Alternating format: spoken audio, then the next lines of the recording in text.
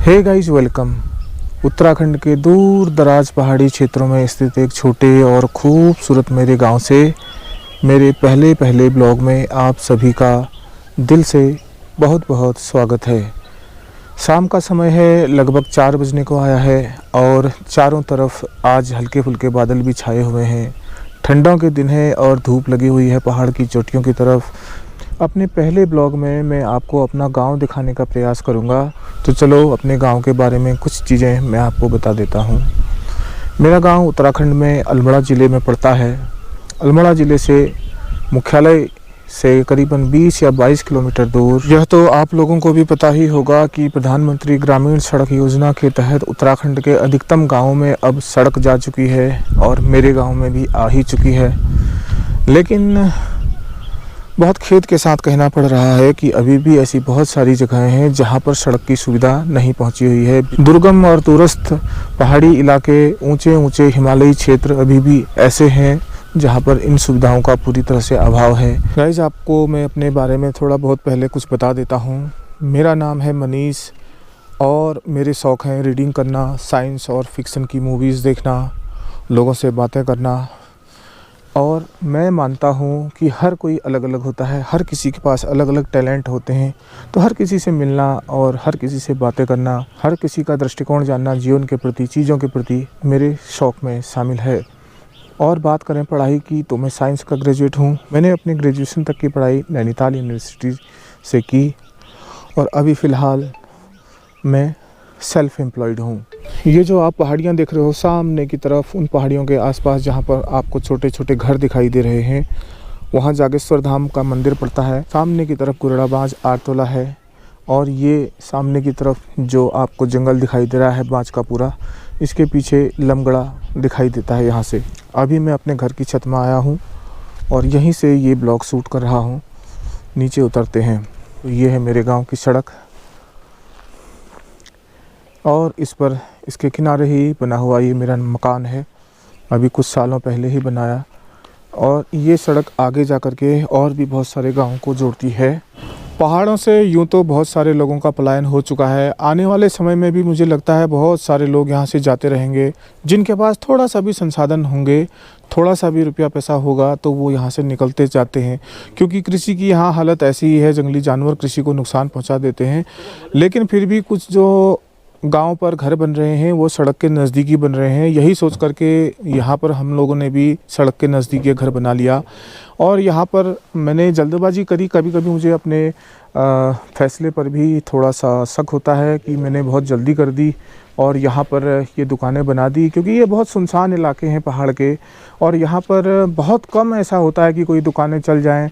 अभी तो ऐसी स्थिति है कि पहाड़ में व्यापारी भी अपना अस्तित्व बचाने के लिए संघर्ष करने में लगे हुए हैं। जो सेंटर की जमी जमाई दुकानें थी वो भी बहुत कम चल रही हैं और ऐसे समय पर यहाँ पर क्या ही कारोबार होगा और क्या ही दुकानदारी चलेगी। पहाड़ पर रहने वाले लोगों के सामने जो समस्याएं हैं उनमें मुख्य रूप से रोज़गार, शिक्षा और स्वास्थ्य बने हुए हैं। क्योंकि ये गांव की सड़क है, इसमें उतनी भीड़ तो नहीं रहती है जितनी कि हाईवेज़ में रहती है या दूसरी सड़कों पर रहती है, लेकिन फिर भी लोगों की सुविधा के लिए ये बहुत ज़रूरी था। तो इस सड़क की सुविधा का एहसास उस समय होता है जब कोई इस तरह की इमरजेंसी सामने आती है, जहाँ पर किसी मरीज़ को, किसी बीमार को जल्द से जल्द नज़दीकी स्वास्थ्य केंद्र तक पहुंचाना होता है। अपनी ज़रूरतों का, अपनी डेली नीड्स का सामान बाज़ार से लेकर के यहाँ तक आना पड़ता है। उस समय यह सड़क बहुत सहायक सिद्ध होती है।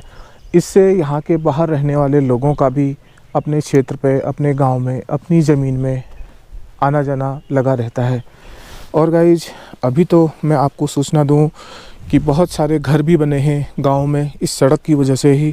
बाहर रहने वाले जो लोग थे वह भी अब गांव की तरफ आ रहे हैं धीरे धीरे, और ज़्यादा बड़े न सही, छोटे ही सही, लेकिन मकान बना रहे हैं, क्योंकि उनको अब यहाँ पर कुछ बेसिक सुविधाएं मिलने का आश्वासन हुआ है सड़क के आने की वजह से। और सामने की तरफ से मम्मी आ रही है घूम के कहीं से।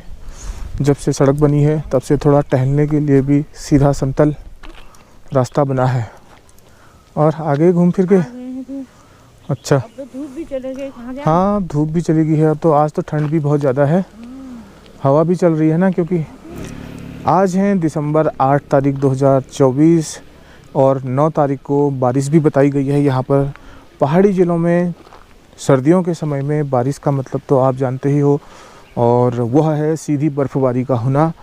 अगर बर्फ़बारी होगी तो उसका वीडियो भी मैं आपको बना करके दिखाऊंगा। लेकिन फ़िलहाल आज बहुत तेज़ हवाएं हैं और हवाएं इतनी आइसी कूल हैं कि बहुत ज़्यादा ठंड का एहसास हो रहा है। इस गांव में तो आपको पता ही है, बंदरों और लंगूरों का इतना आतंक है कि इन्होंने घास के सारे लुट्टे भी गिरा दिए हुए हैं।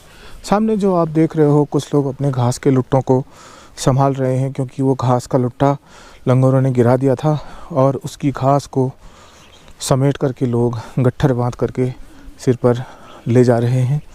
चलिए हम थोड़ा आगे की तरफ चलेंगे जहाँ तक जा सकेंगे।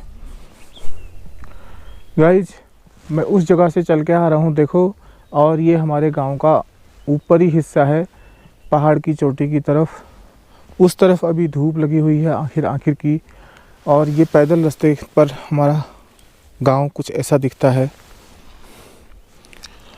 और ये घने घने पेड़ हैं इस पैदल रास्ते पर। पहले का पुराना रास्ता यही है, अब तो सड़क आ गई है और आपको वो सड़क भी दिखाई दे रही होगी जाती हुई बीच में। और नीचे की तरफ जो बसे हुए हैं वो हमारे गांव के घर हैं। इतना सा ही हमारा गांव है, थोड़ा सा इस बीच में नहीं दिखाई दे रहा है, वहाँ पे भी थोड़ा बहुत घर हैं, बाकी ये सब जंगल है यहाँ।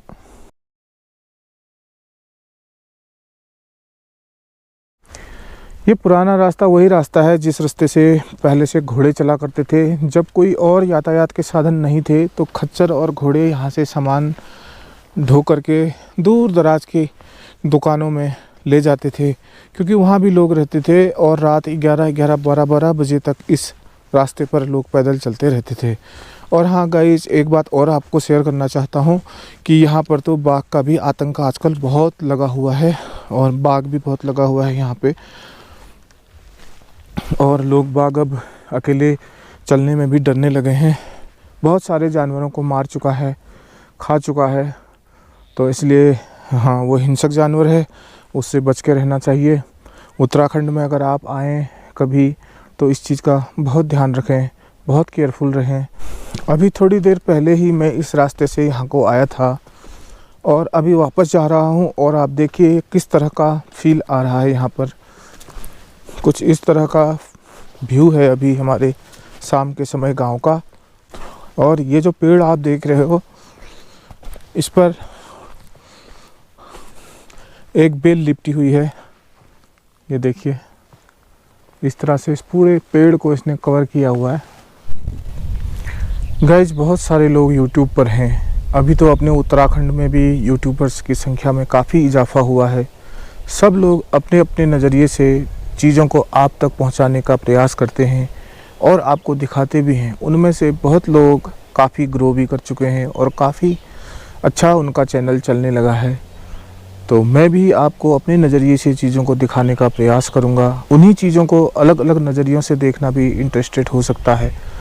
एक ही चीज़ को अलग अलग दृष्टिकोण से, अलग अलग एंगल से देखने पर उसका अपीयरेंस भी नया ही हो जाता है, अलग ही हो जाता है। यही सब सोच करके इस निष्कर्ष पर पहुंचा कि मैं भी अपना एक यूट्यूब चैनल स्टार्ट कर दूं, और इसीलिए मैंने ये चैनल स्टार्ट किया हुआ है। उम्मीद है कि आप लोग इस चैनल पर ज़्यादा से ज़्यादा जुड़ोगे और मेरे नज़रिए से चीज़ों को देखोगे, आनंद लोगे, एंजॉय करोगे। काफ़ी कुछ आपको बताया जाएगा, काफ़ी कुछ आपको दिखाया जाएगा, आप लोगों से बातें की जाएंगी।